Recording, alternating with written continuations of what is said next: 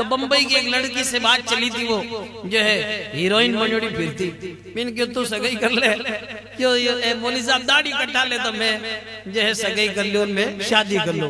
तो मौली साहब की अगर दाढ़ी तो नहीं, तू पहले मोटी हो जाएगी, तू पहले मोटी हो जा। बताइए मोटी हो जा, बच्चे मैं सोचा तो बाकी मोटी क्यों हो जाऊं, तो मैं क्यों दाढ़ी कटाऊं, ऐसी फंसी की निकाह पड़ी ली। जोर से बोलिए भाई, लुगाई मोटी हो जाए क्योंकि इसका श्रृंगार और इसकी खूबसूरत उसके बालों में है, तो मर्द की खूबसूरती चेहरे की दाढ़ी में है। जोर से बोलिए कि हम दुआएं सीखें। सुरमा लगाओ, अल्लाहुम्मा मत्तिनी बिस्सम'i वल बसर, आप तेल लगाएं, सुरमा लगाएं, कंघी करें, और माशाअल्लाह आप वुजू करने के बाद कंघी करें अपनी दाढ़ी में, बालों में। हर वुजू के बाद जो कंघी करेगा दाढ़ी में, उसके कभी घर में तंगी नहीं रहेगी। जोर से बोलिए। एक आदमी क्यों लगे मौलवी साहब मैं कांग शुद्ध कर लियो लेकिन मर दाढ़ी कौन, तो मैं वो तो सस्तो सौदो है, दाढ़ी रख ले और क्या। अब बताइए आप कि दाढ़ी कौन ही मांगे। अरे दाढ़ी, कोशिश करें कि आप सब अपने चेहरों पे सरकार की सुन्नतें सजाएं। अगर दाढ़ी के फायदे आपको बता दूं ना, तो जिंदगी में कभी दाढ़ी नहीं कटा।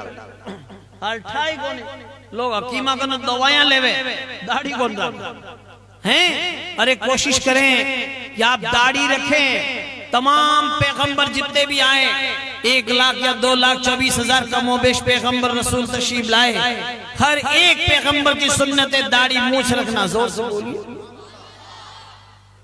और लोग क्या आज, अरे लुगाया आजकल लुगाया बेशर्मी हो गई, क्यों ये घूंघटा कौन काटे, ये तो बेदब होगी, घूंघटा नहीं निकाले। मैं गारंटी लेता हूं इन लुगाया की, ये आज भी घूंघटा निकालती मर्दों से। जोर से बोलिए।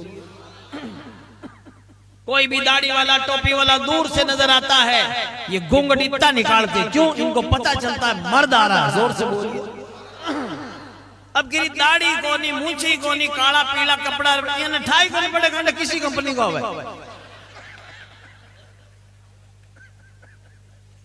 भाई, सीधी बात है भाई। दाढ़ी नहीं, मूंछ नहीं, कुछ भी नहीं है, पाटे साफ है, तो ये ना कहीं कौन सी कंपनी का, ऐसे तो मांझी सो है। वास्ते गुण काटे। अगर दाढ़ी हो, अमामा हो, टोपी हो, सफेद कपड़े हो, दूर से गुलामाने मोहम्मद दूर से पहचाने जाते हैं। हकीकत में आज भी अगर हो घर इब्राहिम से ईमा पैदा, आग कर सकती है अंदाज़े गुलिस्ता पैदा। अब कोई कहता है अरे मौल साहब दाढ़ी कहीं रखूं, दाढ़ी रख ले तो कोई छोरी कर ले, तो मैं कहूं सगड़े ही दाढ़ी रख ले भाई, पैसे तो देगा। तो कमजोरी तुम्हारी खुद की है। याद रखिए, हमारे कैप्टन थे सुन्नी दावत इस्लामी के मजरुल्लाह खान कादरी बंबई के, तो उनकी औरत का इंतकाल हो गया, तो बंबई की एक लड़की से बात चली थी, वो जो है हीरोइन बनोड़ी फिरती। मैंने क्यों तू सगाई कर ले, क्यों मौली साहब दाढ़ी कटा ले तो मैं जो है सगाई कर लो, मैं शादी कर लो। तो मौली साहब की अगर दाढ़ी तो नहीं, तू पहले मोटी हो जाएगी, तू पहले मोटी हो जा। बताइए मोटी हो जा, बच्चे मैं सोचा तो बाकी मोटी क्यों हो जाऊं, तो मैं क्यों दाढ़ी कटाऊं, ऐसी फंसी की निकाह पड़ी ली। जोर से बोलिए भाई, लुगाई मोटी हो जाए क्योंकि इसका श्रृंगार और इसकी खूबसूरत उसके बालों में है, तो मर्द की खूबसूरती चेहरे की दाढ़ी में है। जोर से बोलिए।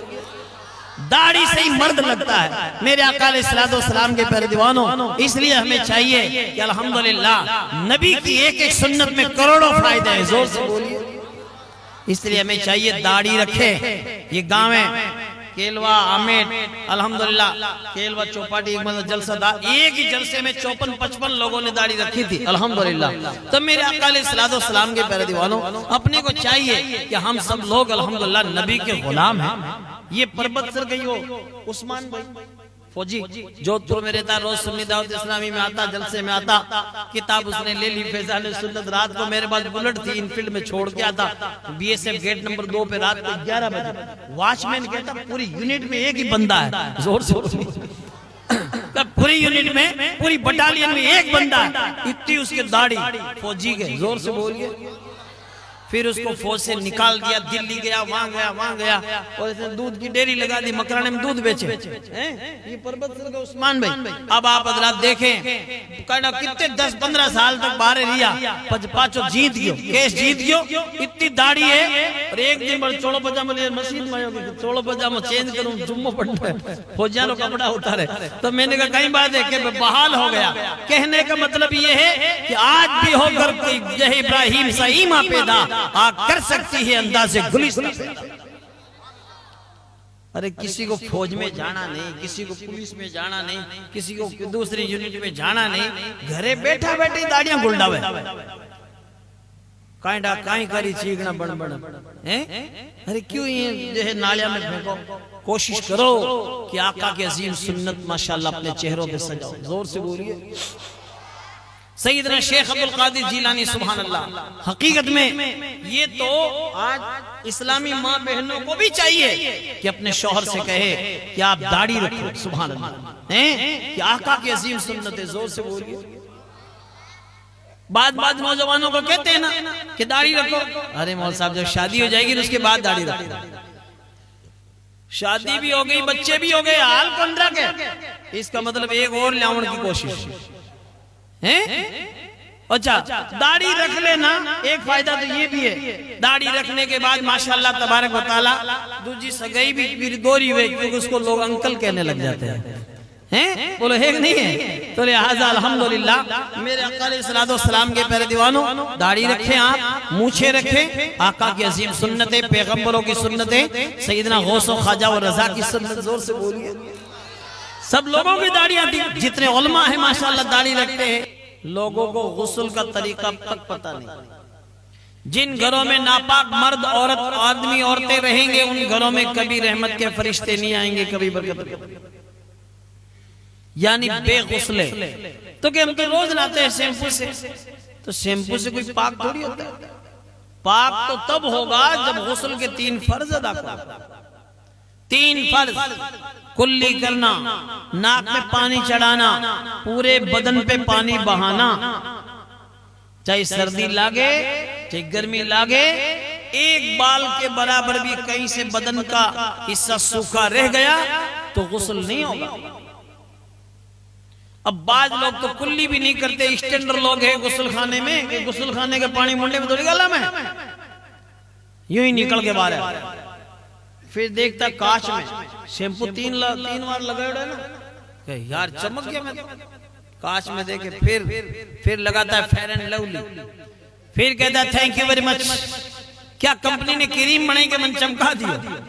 अरे कंपनी ने क्रीम बनाई, कंपनी ने क्रीम बनाई, क्रीम ने तुझे नहीं चमकाया, तुझे अल्लाह करीम ने चमकाया हैं। अरे पहले तो अल्लाह का शुक्रिया अदा कर कि जिसने चेहरा बनाया। थोबड़ा नहीं होता तो क्रीम लगाता कटे, कहां लगाता बताइए आप? तो पहले तो अल्लाह का शुक्रिया अदा कर। जब कांच देखो, आईना देखो, दुआ करो अल्हम्दुलिल्लाह कमा हसनता खल्की फहसन खुल्की। मौला जिस तरह तूने मेरी सूरत बनाई ऐसी मेरी सीरत भी बना।